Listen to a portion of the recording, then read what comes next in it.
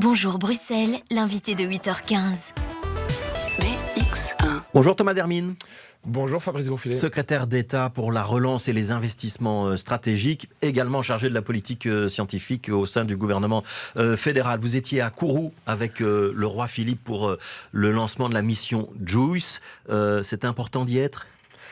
C'est important d'y être parce qu'on oublie trop souvent, ou on ne le sait pas assez, mais la Belgique est un petit pays sur la Terre, mais un grand pays dans l'espace. 5e contributeur de l'Agence spatiale européenne. Effectivement, avec des astronautes, depuis Dirk Primout jusqu'à Raphaël Liégeois demain, mais aussi une industrie extrêmement forte aux quatre coins du territoire, dont à Bruxelles, notamment, est-ce que vous saviez, Fabrice Grosfilet, que par exemple les actuateurs, c'est-à-dire les pièces qui dirigent les moteurs sur toutes les fusées, sont faites à Bruxelles, à Arnhem, et c'est absolument incroyable en fait.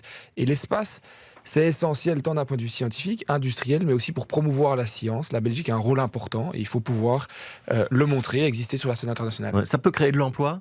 Mais ça crée déjà aujourd'hui énormément d'emplois. Il y a 5000 emplois directs en Belgique dans l'espace.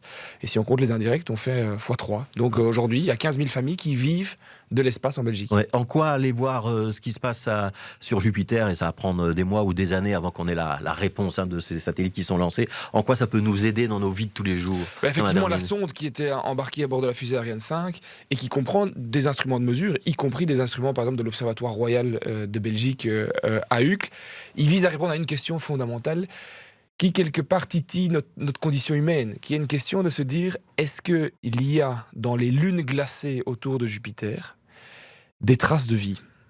Et donc c'est ça aussi qui est magnifique dans l'espace, c'est que ça repousse les limites de la science, ça questionne le plus profond de l'âme humaine et des questions philosophiques. On s'éloigne très fort du discours habituel d'un secrétaire d'État à la relance. On sent que vous avez les yeux qui pétillent. J'ai les yeux qui pétillent. Je suis aussi secrétaire d'État à la politique scientifique. Et tous les défis de la race humaine, que ce soit le réchauffement climatique, la lutte contre les prochaines épidémies, vont impliquer d'avoir les meilleurs talents scientifiques. Et l'espace a aussi ce rôle-là. C'est de donner des étoiles dans les yeux au monde politique, mais aussi à nos gamins, à nos gamines dans les écoles, pour qu'ils s'engagent dans des carrières scientifiques. C'est absolument essentiel. Et si l'espace peut jouer ce rôle-là, si un astronaute peut jouer ce rôle-là, eh bien c'est fantastique. Alors, je voudrais qu'on parle des musées du cinquantenaire, puisque vous êtes, au nom de la politique scientifique, aussi l'autorité de tutelle d'un certain nombre de musées qui appartiennent à l'État fédéral. Au musée du cinquantenaire, il y a visiblement un certain malaise du personnel. Il vous a écrit une lettre où il dénonce un management chaotique, des tâches qui passent de l'un à l'autre, un personnel insuffisant, des burn-out. Il faut un nouveau directeur ?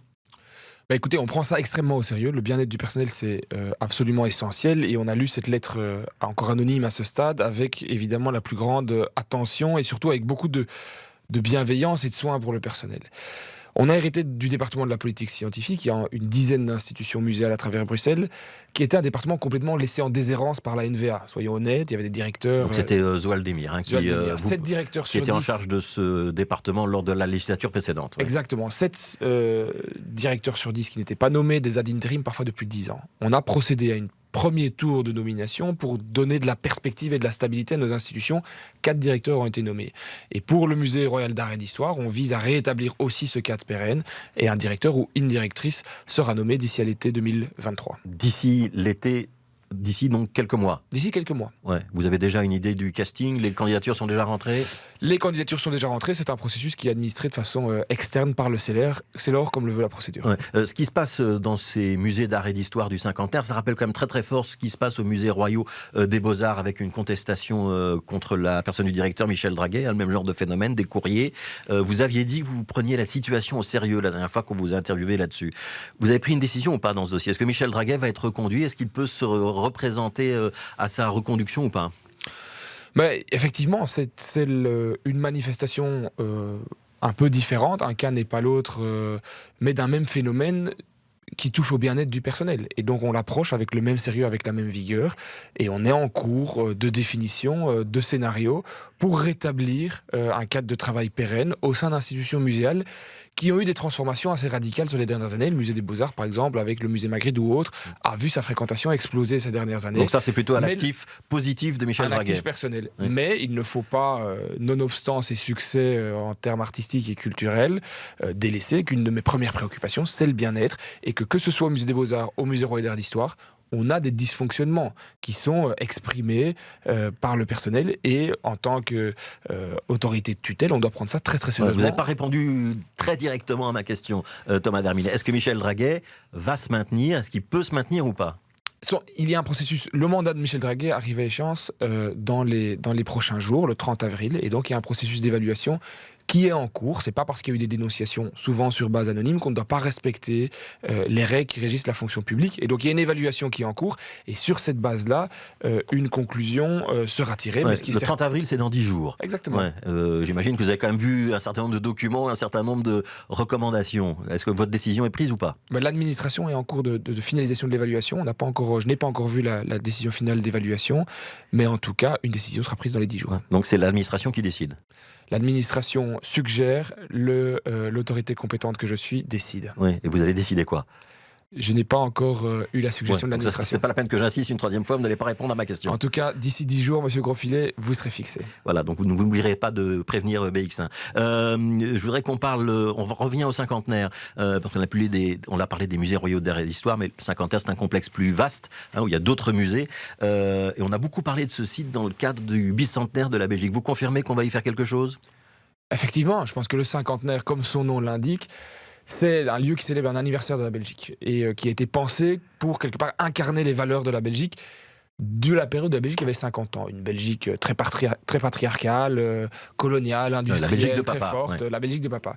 Et aujourd'hui, je pense qu'on a, avec le bicentenaire de la Belgique qu'on célébrera en 2030, une opportunité assez unique de réinventer ce site qui, avouons-le, est très vieillissant, et de le mettre au goût du jour par rapport aux valeurs qu'on veut incarner en Belgique en 2030, une forme de diversité, une intégration européenne.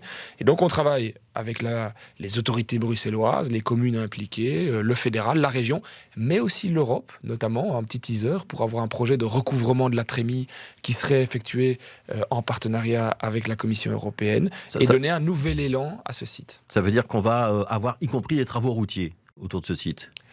C'est trop tôt pour parler des modalités exactes des chantiers, mais en tout cas, l'idée est de donner un nouvel éclat et de réincarner à travers ce projet les valeurs qu'on veut pour la Belgique du futur. Est-ce que ça veut dire qu'on va toucher aux différents musées qui sont sur ce site, parce qu'il y a le musée des arts et d'histoire, il y a le musée de l'armée et le musée de l'aviation, il y a Auto World qui est un musée privé. Ils vont tous rester? On doit en faire bouger certains? On doit en inventer un autre? Ils vont tous rester. Après, il y a un travail de modernisation conséquente qui doit être fait. Aujourd'hui, je ne sais pas si vous êtes allé récemment au musée de l'armée ou au musée d'art et d'histoire. Oui, il a été un peu abandonné ces dernières années. Exactement. Vous avez parfois l'impression que vous êtes un peu dans le musée d'un musée. Si vous voulez voir à quoi ressemblait un musée dans les années 60, vous allez là, vous allez avoir une parfaite illustration. Et donc là, il y aura des financements pour le refaire. Exactement. Et on doit mettre au goût du jour, garder ces institutions qui ont des patrimoines exceptionnels, mais effectivement les rendre attractifs pour nos enfants et nos petits-enfants. Et c'est des ensembles absolument exceptionnels qu'on doit pouvoir valoriser. Il faut que nos enfants puissent se dire, je vais passer une journée au cinquantenaire, découvrir l'histoire européenne, découvrir à quel point la Belgique était centrale dans la construction de la paix européenne à travers des conflits depuis le Moyen-Âge, et redécouvrir les collections antiques qui sont absolument incroyables. Ouais, il y aura un fort investissement sur ce site? Il y aura un investissement absolument majeur d'ici à 2030, avec à la fois une programmation culturelle entre maintenant et 2030, mais aussi un investissement dans les briques qui a déjà commencé. On a déjà isolé la plupart des toitures du cinquantenaire parce qu'elles fuitaient à une certaine époque, et donc il y aura au total près de 150 millions d'euros d'infrastructures pour la modernisation du site.